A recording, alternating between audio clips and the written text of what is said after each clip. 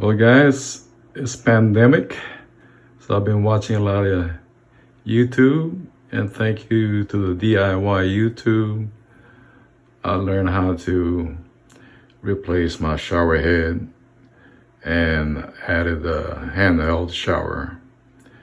Here is the brand. This is the brand. If you're interested, Lowe's has it, and I believe I paid how much is it? $67.66 for this. Well, let's see how long it'll last. So far, I haven't seen any leaks, so I would say it's a success. It is not a fail. Okay, I hope you enjoy a lot of hot showers with this. Thank you. To watch the DIY on how to replace a shower head, I want to shout out to the shower head store.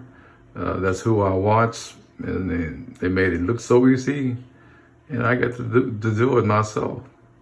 I timed myself. I did it for less than an hour. It probably would have been a 20-minute job if I knew what I was doing, but it's my first time, so there you go. Since this pandemic, I've been doing a lot of varnishing too. I'll varnish that. See how shiny that is. See how shiny that the wood is in my bathroom.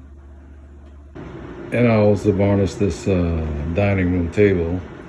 It was a mess before I redid it. So the reason why I wanted the handheld shower head is it's a lot easier to clean my bathroom, my shower with a handheld.